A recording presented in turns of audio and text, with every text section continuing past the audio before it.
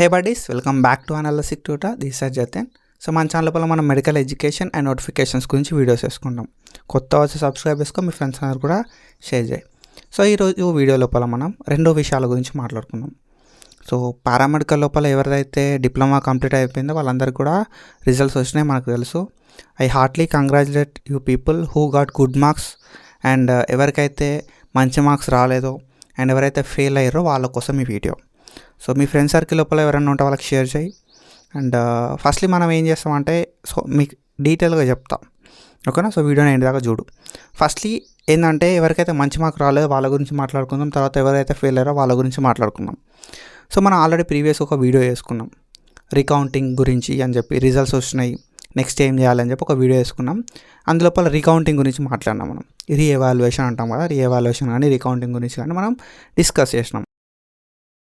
So ఎవరికైతే తక్కువ మార్కులు వచ్చినాయో వాళ్ళ గురించి మనం ఫస్ట్ మాట్లాడుకుందాం. సో మంచిగా ఎగ్జామ్ రాసినావు అండ్ అన్ని ఆన్సర్స్ రాసినావు, బట్ నీకు మార్క్స్ అనేవి తక్కువ వచ్చినాయి.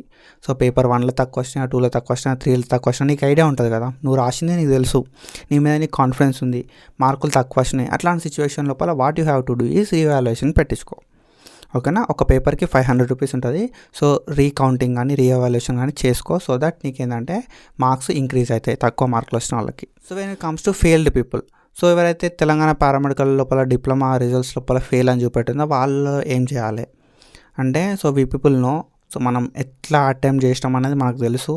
అండ్ మనకి 40 మార్క్స్ వచ్చే ఛాన్స్ ఉందా లేదా అనేది కూడా మనకు తెలుసు. So practical marks, theoretical marks రెండు కలిపితే 40 మార్క్స్ రావాలి. సో ఒకవేళ నువ్వు మంచిగా కాన్ఫిడెంట్ ఉన్నావు, నీకు 40 మార్క్స్ వస్తాయి అనే కాన్ఫిడెన్స్ ఉన్నావు అంటే రీవాల్యుయేషన్ పెట్టుకో, ఓకేనా?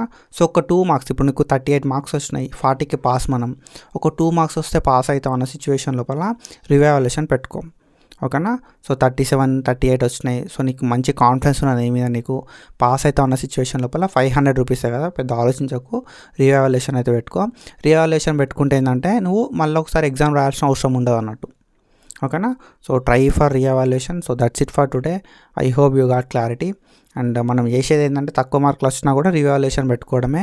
అండ్ దాంతోపాటుగా ఒక 40 మార్క్స్కి నీకు 38 మార్క్స్ వచ్చి ఆగిపోయినాయి, 39 మార్క్స్ వచ్చినాయి, ఇంకొక 1 మార్కే అనుకుంటే నీకు ఏ సబ్జెక్ట్ మంచిగా రాసినావో ఆ సబ్జెక్ట్ని రీఎవాల్యుయేషన్ పెట్టుకో, నీకు మంచి మార్క్స్ అయితే యాడ్ అవుతాయి అండ్ నువ్వు పాస్ అయ్యే ఛాన్సెస్ కూడా ఉంటాయి. So that's it for today. And follow for more content. Thank you so much. Signing off.